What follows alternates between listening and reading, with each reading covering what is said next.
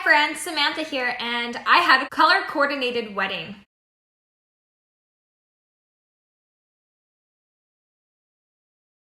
Maybe you saw my TikTok, I'll post it here. Okay, so I actually did this and I'm getting a couple questions on it in another video. I posted on our wedding website some examples and just said, hey, I would like it if you could wear something like this. Also colors to avoid. The examples I gave, basically everyone was outraged. I got so much crap for posting this. One of my aunts even told me if I care so much about what she wears, she's just not going to show up. My mother-in-law was calling my husband, at the time fiance, saying like, what the heck is with Sam? Does she not understand that people don't have money to buy a whole new outfits? Everyone basically thought I was the devil for asking them to wear near neutrals, although I think most people have gray or beige or navy blue in their wardrobe. But yeah, the amount of calls that my husband especially got, and then our family members, was insane. Today I'm going to be talking about my experience having a color-coordinated wedding and the results, why I thought that, just going completely into it, and if I would do it again. So my husband really wanted to have a completely black tie wedding. That means gowns, floor length, tuxedos with tuxedo tails, like completely so expensive. And I figured that was too much money for my side of the family and my friends coming, and well, probably anybody basically. So then I remembered going to some friends' weddings and quinceañeras and so forth, where many other cultures have color-coordinated weddings. I'll insert a TikTok of a lady responding to my TikTok here. So I came across one stitch of this TikTok, and she was talking about how she tried to get her family to wear similar colours to her wedding, but some of them were like, hell to the no. So I just wanted to come in here and say, Miss Thing, you are not crazy and this is not unconventional. Let me show you something. This is my family dressed for a Nigerian party. We're literally matching the decorations, which are blue and orange. This was one outfit change from my brother and sister-in-law's wedding. There are so many more people in this picture, but you just can't see them. This was my family at church Thanksgiving. Basically, for Nigerians and a lot of other African cultures, our clothing is so important to us. For almost every party, we use the same material, same colour scheme, and the guests will know that this is what we're doing. Usually at a wedding, the bride's family and the groom's family will wear a separate set of colours and materials to distinguish them. For birthday parties, if you wear the same colours and patterns, it symbolises your closeness to the celebrant. It's just a bunch of fun, and I'm surprised that other people don't want to do it. Honey, I cannot wait to dictate what everyone's wearing to my wedding. My husband was very involved with the planning. His family had a standard that he felt that we had to follow. They're the type of people who have other people like Jim Pattison and Michael Bublé perform at their weddings. Like, that's his family. Not really mine, but that's like so cool. So my husband was very involved. He had a standard he wanted. He even helped pick out the flowers and lighting and the entire catering menu. I know a lot of the time it's just the women planning, but my husband was quite involved. I think calling me a Bridezilla has less to do with me and a lot to do with an insecurity that a person has. It just shows that there's an area of growth for that person. You may have seen me posted on Bridezilla Reddit. I don't have Reddit. I don't even know how I got there. Somebody just told me that they saw me on Reddit and sent me the link. I think the word Bridezilla should just be erased. It's so sexist. Like, unless somebody is literally telling their bridesmaids to cut their hair into a bob cut and dye it green or something. But even then, you talk to your bridesmaids and you talk to your guests. Like, these are people you know. And it is a choice that they are making whether or not they want to participate or not. Like, nobody's forcing anybody to come or be involved. That's exactly how I feel. It's like your day and they're in charge.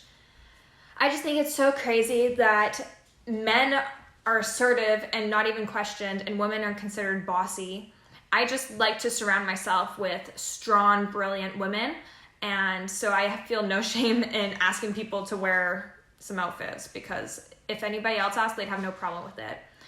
For example, people have no problem taking part in a Halloween or themed parties, but when it comes to a wedding, they have a word like Bridezilla to throw as an insult and they lose their minds. Like, oh my gosh, she's a Bridezilla. She has requests for her own day that she's dishing $40,000 into. It's an honor to be invited, but it's not necessary that you come. People should want to help out and make it a special day for the couple. I even offered to carry and transport chairs for the couple.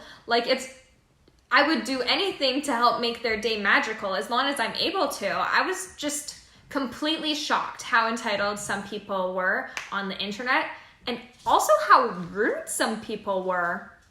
For example, one lady said she looked forward to hearing about my divorce. Like, you don't even know me. You don't know my husband. You don't know us, our relationship, our situation. I was just completely shocked that somebody could want bad things. Like, I figure everybody has some good in their heart, but I guess not. Another lady said if she were asked to do this, and she was told she couldn't wear, like, I don't know, red, she would purposefully come in red. Or if she was told that she couldn't wear white, she would come in white just to make these people angry. Like, she doesn't care at all that it's their special day. Like, who is so, like, just evil inside? It's just so sad to think, like, those people care so little about the couple, they just care about themselves. You're totally right, everybody loves to give unsolicited opinions. Even if they're strangers on the internet and don't even know me. And this is a day you'll remember forever. People always talk about their weddings, and hopefully you only have one. And the photos are so important, at least to me, because I want to look back on it, and also I did want to gift all the families with updated family photos. So my side of the family, Cam's side of the family, all these things. And color theory in photos is just so important. You don't want to distract the eye. For example, white is the first color to catch a person's eye. But then comes red and yellow, and that's why they're on stoplights. So it's just really important. Obviously, people didn't understand that. I have tons of photos. This is a group photo of everybody there. It might not be perfect, but overall, I would say it worked. My main goal at the end of the day, the biggest thing to me, was that nobody showed up in like yellow, orange, or red and distracted from the camera. And so in this, there's not too many people distracting from the camera, really. I would say the light blue is pretty noticeable, but that is on theme. And then maybe this dark blue girl just over here, but that's just because she was placed, like, there's tons of people in dark blue, but they're all over here and the pink is here. So that was just photo placement, nothing to do with the color. Here's just some more photos of my guests. So I think it worked quite well. And as you can see in the photos, nobody is popping out in the background, which is most important.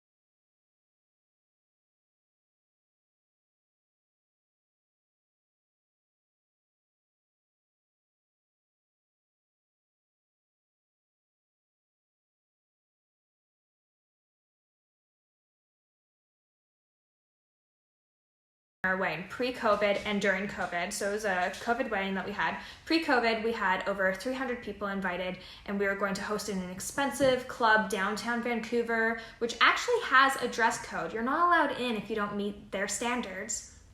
You'll actually get turned away. So all of our planning at this point pre-COVID was just on shared docs, pieces of paper, and there is no wedding website yet. And that's when we came up with the color code. Once COVID hit, we already had lots of aspects of the wedding planned, like the photographer, the flowers, the color code, etc. But then venues were shut down, and we were allowed 50 people max if we were lucky. That's basically just family we have in the area since travel is shut down. We have big families. We had barely any friends there, maybe 4 friends each.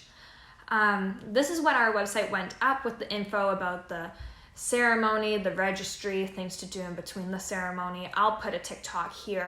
We chose to do a wedding website for a couple of reasons. A lot of our friends have had them and it's so easy to use. It's a great place to just keep all the information and it's super fun. It had tons of pages, including the schedule, Q&A, explaining that. But you'll notice only one small bit had to do with clothing. And we were having an outdoor wedding. I was already telling people maybe stilettos aren't the best idea because you'll be on grass. Also, please avoid these colors. Like, I actually did want them to avoid that. That was pretty important to me, but I worded it just how it is on the website. And this was just one small part that everybody just blew up over, which is ridiculous because it's so like, if you read Martha Stewart, you know you're already supposed to avoid these colors and you're supposed to match the invitation colors. But most people, I guess, don't read Martha Stewart. They don't care about etiquette. So because the notifications started popping off on this video again, I thought I would make a video about wedding etiquette. This first video is about attire. Who would have guessed? And I went to multiple different websites to get this information. First up is etiquette queen Martha Stewart. She recommends going straight to the couple and asking what they should wear, and tells couples to put the description of what people should wear on their invitations and wedding websites. She mentions that attire can be either formal, black tie, casual, or custom, like color selected. Here's another website talking about wedding guest attire guidelines. Please note, basically all of this is pretty formal, except this girl and this girl. Take note, old comments section, for why you should follow the wedding dress code. It's not Bridezilla. It's called respect for the people you're going to celebrate. Jeans and hats are never allowed. And head-to-toe black is a no-no. Hope you enjoyed. There were 2 families and 2 individuals we were watching the money for. And one aunt is actually why I added more colors like navy blue and green into it. But it was really the people on the internet that made a lot of assumptions. For example, like whose idea it was to have a dress code, that it was sizist and racist and classist. Like, I know the size and race and class of the people that I'm inviting. I know these people. I knew the people coming over to my wedding, and overall I knew what they wore and how they spent money. There are people rolling up in Lamborghinis and Ferraris complaining about a $20 dress. Like, I promise you, they can afford it. They have people they can borrow from. They can rent. They can go to a secondhand store, for crying out loud. Like, even Shein. Like, there's no excuse. I was just like, and people on the internet were just like going crazy. You don't know if they're comfortable wearing like this or that. It's so much stress for a plus size person to go find things. That might be true, but I know the people I invited. People can't afford it. I know the people I invited. Honestly, knowing what I know now, with COVID and the people who ended up coming and all that, I'd be stricter. If a couple requests anything at their day, you are the guest. I would even go if I was asked to cover my shoulders or be barefoot. It doesn't matter because it's not about the guest. It's about the couple and their day. You only get one wedding, so you want to have no regrets. And it's an important day, so people can make the effort. Honestly, if I had advice for future brides, I would say leading up to it, go ahead, plan as you wish. Like, do everything that you want. You only get one wedding, so plan it exactly how you like. However, on the day, there will be things that go wrong. I don't understand. I don't understand. I don't understand, bitch. I don't understand. I don't understand, bitch. And I think it's important to just be present and enjoy the wedding and enjoy the celebration of you two getting married, because that's what it's really about. It's about you two, and then maybe like your other families. Like it literally says in the Bible, for this reason a man leaves his mother and father and becomes one with his wife. So it is about you two, and then it's a little bit about your mom and your dad and your siblings, and then a little bit about the rest of the people. Like, if they can come celebrate, that's fantastic. Like, obviously you want to have all your friends there to celebrate with you, but it's not a requirement. I hope you enjoyed this video. I did it a little bit differently because there's lots of comments on the videos that I had. So you've seen them all scrolling by. Also integrate some of the TikToks. Let me know what you think of this editing style. Let me know especially your best wedding planning tips and if you would ever do a color coordinated wedding in the comments. I hope you have a wonderful day and God bless.